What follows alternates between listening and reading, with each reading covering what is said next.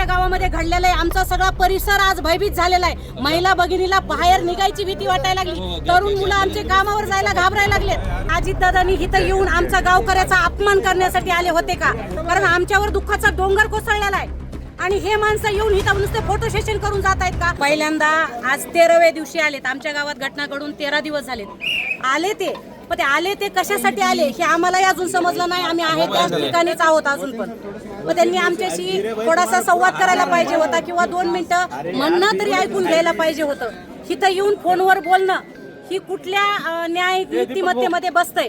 त्यासाठी अजितदादांनी इथं येऊन आमच्या गावकऱ्याचा अपमान करण्यासाठी आले होते का? हा प्रश्न मी मीडियाच्या माध्यमातून विचारते। कारण आमच्यावर दुःखाचा डोंगर कोसळलेला आहे आणि हे माणसं येऊन इथं नुसते फोटो सेशन करून जात आहेत का? आज दुपारपासून आमचं गाव बेजार केलंय। खरं तर गावातल्या प्रत्येक तरुण मुलाची आज भावना नव्हती ह्यांना गावात येऊ द्यायची, तरी सुद्धा सगळ्या ज्येष्ठांनी त्यांची समजूत काढली होती की बाबा आपल्या गावात यायला लागले, ते उपमुख्यमंत्री आहेत आणि अजितदादा हे कामाचे कटिबद्ध आहेत। कामाचे कटिबद्ध आहात तुम्ही, तर तुम्ही आमचा खेळ मांडताय का? तुम्ही आमचं म्हणणं का ऐकून घेतलं नाही? मी करतो हा शब्द आम्हाला नकोय। तुम्ही आमच्यासाठी जे काही आमच्या गावामध्ये घडलेलं आहे, आमचा सगळा परिसर आज भयभीत झालेला आहे। महिला भगिनीला बाहेर निघायची भीती वाटायला लागली। तरुण मुलं आमचे कामावर जायला घाबरायला लागलेत। ह्या सगळ्या गोष्टी असताना आरोपी बद्दल ज्यावेळेस मी स्वतः त्यांना आवाज देऊन बोलले त्यावेळेस म्हणले मी सगळं ठीक करतो। तुम्ही ठीक करणार होता तरी 13 दिवस तुम्ही केला काय? तुम्ही 13 दिवसामध्ये ठीक का केलं नाही? हा पहिला प्रश्न एक महिला म्हणून माझा आहे।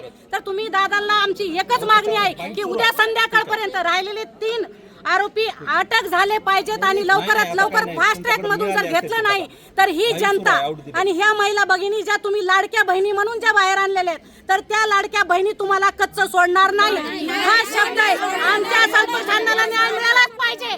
तुम्ही इथं येऊन जो तुम्ही आमचा आज अपमान करून गेलेला आहे, माझ्या गावामधला प्रत्येक मनुष्य आज तुमच्याकडं आशेनं बघत होता की दादा इथं येऊन आज काहीतरी बोलतील, काहीतरी भूमिका मांडतील, पण दादानी हे आल्यानंतर एक शब्दही न बोलता आमच्या गावकऱ्याची इथं मस्करी करून गेलेत।